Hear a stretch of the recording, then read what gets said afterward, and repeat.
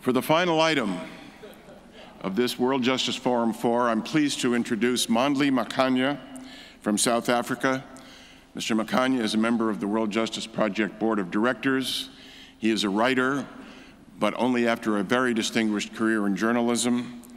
He's a former editor-in-chief of the Sunday Times of South Africa, former editor-in-chief of the Avusa Media newspapers in South Africa, and the former chair of the Council of South African National Editors. Would you please welcome Mr. Makhanya to the stage?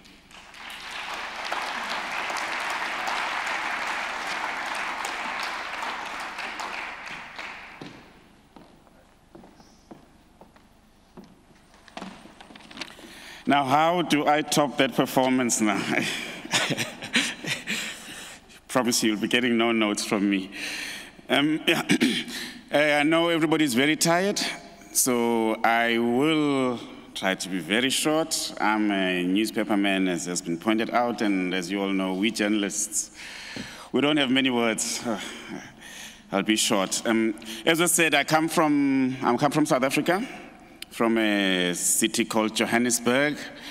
And those of you who are familiar with the Bible will know that God took 6 days to create the world, to create the universe, and on the seventh day he rested, and then he or she rested rather. And then on the seventh day she rested, and then the eighth day she woke up and said, what am I going to do with myself? So what did God do? She created Johannesburg, and that's the city that I come from. Yeah. Firstly, just to say thank you to the city of The Hague for hosting us for this really great and very successful Forum 4. It has really been a very comfortable stay, and it has gone off very efficiently, and we have been treated with really warm hands. So really thank you to the city of Hague. But more importantly, to thank all of you for having traveled from all four corners of the planet, from small islands and superpowers to be here. I know some people traveled for many days to be here. And in particular, I would just like to single out the delegation from Malawi, who had to get visas from South Africa, from Pretoria in South Africa, and they left home on Thursday last week. So, and today is exactly 7 days since they left their home. So I think that shows a really great commitment to what we came here to do. And we came from the various corners of the world, not just to come here to see tulips and to see windmills and to canals, and I'm sure we certainly did not come to the Netherlands to visit the red light district. I don't think any of us came here for that. We all came here because we all believe in the sanctity of the rule of law. We came here because we believe that the rule of law is essential and critical to equity, to human development, and it's crucial for the peaceful coexistence of human beings and cooperation among nations, and to make sure that humanity coexists harmoniously. And we came here because we all believe that the rule of law is not some highfalutin concept that is reserved for intellectuals, for lawyers, judges, and politicians, and people who wear suits and sit in air-conditioned offices. That's not what the rule of law is about. The rule of law is about the tangibles. It's about the enforcement of all that humanity should be about. It should affect every aspect of our lives. The rule of law should be something that every person on earth, the poor, the rich, the marginalized, and those who are in the mainstream, are able to relate to. And there's a very, very important thing. about the very concept of the rule of law, in that it's not ruled by law, it is the rule of law, and that is a much, much richer concept. Now, precisely because the rule of law is essential to the very well-being of our human race, that is why the WJP approach is so multidisciplinary, that it is as important to architects as it is to the community activists, as it is to the judge, as it is to the priest and the imam and the minister and so on. And the rule of law is about, is not just simply about the developed world teaching the developing world how to be. And it's not about the developing world learning. Here, what is very beautiful about these gatherings, the forums and all the activities of the WJP is that, as you will have experienced over the past few days, is that we come here and we learn, each and every one of us learns from each other, across the professions, across the regions of the world, across various classes, and across the various GDPs of our world, and across many cultures. And I think that since this has been going on, actually, the concept of the rule of law has been greatly enriched by the interactions that we have been able to have. There was some powerful comments that were made at lunchtime during the award ceremony by Dr. Ebert and Ms. Pereira. But the fact that democracy is not about just simply about majority rule. It's not simply about casting a ballot and people winning through the ballot. And the point was made that some of the world's greatest dictators came to power through democracy, through democratic means. And we've seen in the past in the past week or so, like how a democratically elected government basically was not actually fulfilling the wishes of the people. And the point was made there that democracy is about standards. It's about human rights. It's about putting the human being at the center of everything. And the point was made about the fact that we can also talk about rule of law, we can talk about standards, we can talk about democracy, we can speak about equality, but those are meaningless if the people are not aware. And awareness is very, very critical. And I was very pleased to see that in all the presentations that were presented earlier on, that awareness came up very strongly, that the use of the media is something that came very strongly. And it is something that I think that must not just be something that we are saying. I think that it's something that in all the various projects, is that it should be strengthened, and the medias in our various communities and our various countries and regions should be used to actually tell everybody from the lowest and most marginalized person in the society, the person who sleeps on the streets, that right up to the wealthiest person in the land, that actually you have these rights, and these rights are exercisable, and these rights are enforceable. And so awareness is as important as the very existence of the rule of law itself. Now, we've spent the past hour or so going through the various projects that we have spent the past few days discussing, and which were eventually distilled during the course of today. Now, this is not just a wish list, and it is something that should be implemented, and many of these are practical and implementable.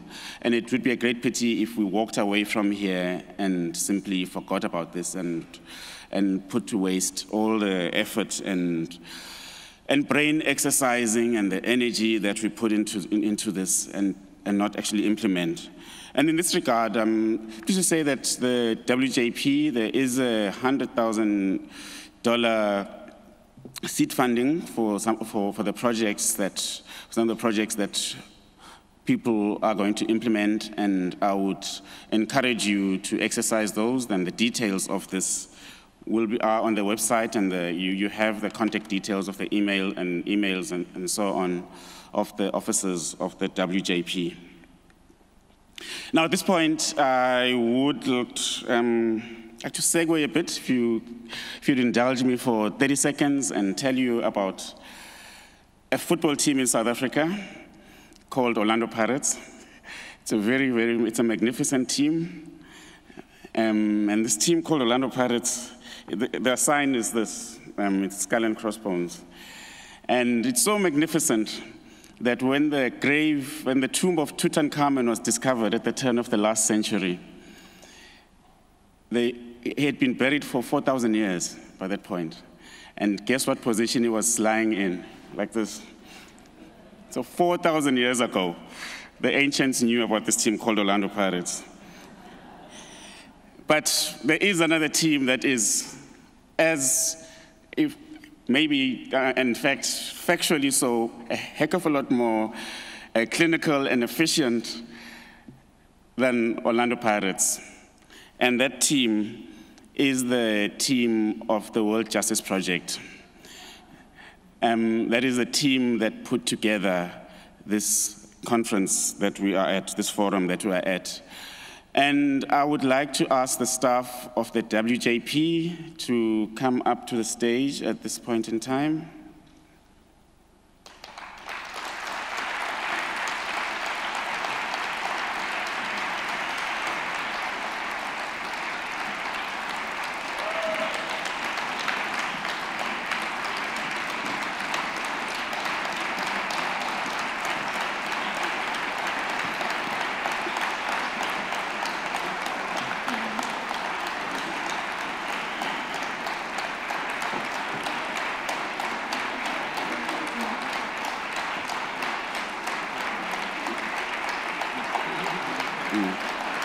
Now, that is it. Yeah. Ladies and gentlemen, these are the heroes of this week. These are the people who have had sleepless nights and 27-hour days trying to get us here and developing the program here, and making sure it's not a few days' work. A lot goes into this. Months and months of work that went into this. And making sure that by the time we get here, everything is smooth. And I think that all of us can attest to the fact that this week went by without a glitch. And it is very rare that stuff like that happens. And I think really,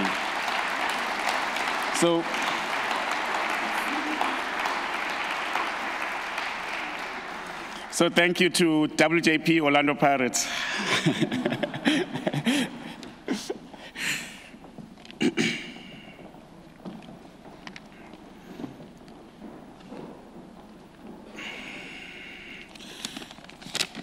Which brings us to,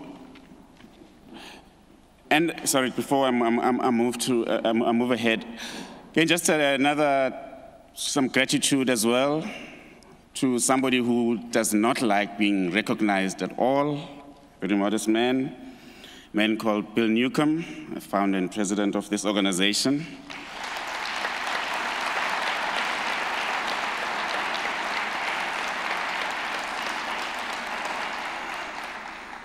Yeah, really this magnificent organization that is able to bring people from these such disparate walks of life and from so many corners of the world, and to really place rule of law at the center of what we're about as humanity. I think really, like the vision and the energy that you have put in, Bill, we're all very grateful for, and I think that humanity, in fact, is grateful for at this particular point. And then again, just to thank all the supporters, corporate supporters and other supporters of WJP who also have been very generous over the years in making sure that this happens, and have been generous this time as well. An important part of this, we have been working very hard over the past few days to put this together, and the projects that we've come about are an essential part of it. Then also, out of all the work we have done, is a declaration that we have been able to distill from all the conversations and the inputs that have gone into this week. If I could ask the people who are a lot cleverer than me and are able to work with buttons to work the buttons, thank you very much. I think we are all literate, so I will read along with you. I won't say that we must sing it just like the other thing, but it would be nice. Just, so if you could just read along with me, and if anybody disagrees violently, let me know. And as the priests say at weddings, or forever hold your peace. We, the participants at the World Justice Forum 4, rededicate ourselves to work together to create homegrown cultures of the rule of law. Accordingly, we affirm the rule of law as the foundation of communities of opportunity and equity. Acknowledge that communication and collaboration among those in all work disciplines is the most effective way to promote the rule of law. We call upon scholars to engage in research on the subject of the rule of law. Invite the world to use the findings of the WJP Rule of Law Index 2013. We exhort individuals and organizations to design and implement practical, on-the-ground programs that enhance and extend the rule of law. We express our solidarity with those persons and organizations who, often in difficult and even dangerous times and places, are working for the rule of law. We challenge all governments to embrace and relentlessly advance the rule of law. We remind those people who benefit from the rule of law that with rights come responsibilities, and that eternal vigilance is required to sustain it. Now, I take it there are no objections to this declaration. Now, on Tuesday, when we began our work, we all dedicated this particular forum to a man who is lying in a hospital bed at this particular point, really a titan of our generation, a person who has worked tirelessly over the years, dedicated his whole life to advancing the very values that we have been talking about during this week and which we are all committed to. I would just a very short anecdote, just about as somebody who comes from the country where this person comes from. And we South Africans know very well that we do not own Nelson Mandela. We'd like to believe he's ours, but we long accepted that he doesn't belong to us, that he belongs to the world, that everybody somebody from Fiji to Russia to Brazil feels a very special personal connection with him. He was our president for 5 years, the president of South Africa for 5 years. And during those 5 years, it was one thing that he was hard and very steadfast on was constitutionality. He was very hard and firm about that. South Africa is a country of laws. It is a society of rules, and those rules will be abided by, and that all are equal before the laws of that land and all are equal before the Constitution. There was a point during his presidency in the mid-1990s when he was sued by the president of the National Rugby Association a very despicable man, I must say. I mean, like, and he was very universally hated in South Africa. He passed away a few years back, and there were not many tears shed. But this particular individual, by the way, he was very big. He was a huge man, bullish man. His name was Louis Late. Now, there was a dispute between the government and the Rugby Association. And in his arrogance, Louis Late he sued the government in the name of the president, basically kind of like in the person of the president, rather, who was then Nelson Mandela. Now, Nelson Mandela was not obliged to appear before court. I mean, he was not obliged to actually be physically there in court, and he was not obliged legally to actually take the stand. But he said no, he wants to take the stand. And his legal team advised him against it and said, actually, it's not just a question of that it's not, that we think it's nice that you shouldn't not go there as president or just as a client, but actually just legal, in terms of our own strategies, often lawyers don't want their clients, I mean, like the people that they're going to take the stand, and they said, even strategy-wise, we don't think it's a good idea for you to go and take the stand. But stubbornly, Nelson Mandela said, no, I want to take the stand because I want to send a message to the people of this country, to the people of our young democracy, that everybody is equal before the law, that everybody is equal before the courts of this land. And so I will take the stand. And he overrode everybody, his advisors, the legal team and everybody. And he went and took a stand and was cross-examined by senior counsel and subjected to exactly the same treatment as anybody else would have been subjected to.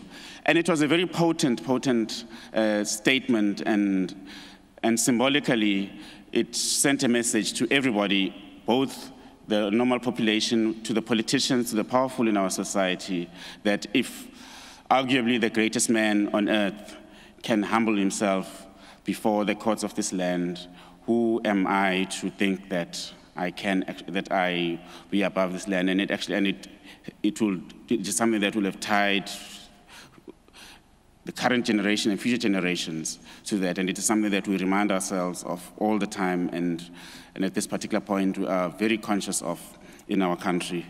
So on this day, on the 11th of July, as we adopt this declaration, so we adopt this declaration is adopted on the 11th day of July 2013 in The Hague, Netherlands, in honor of Nelson Mandela, who was once a victim, then became a champion, and is now a beacon of the rule of law.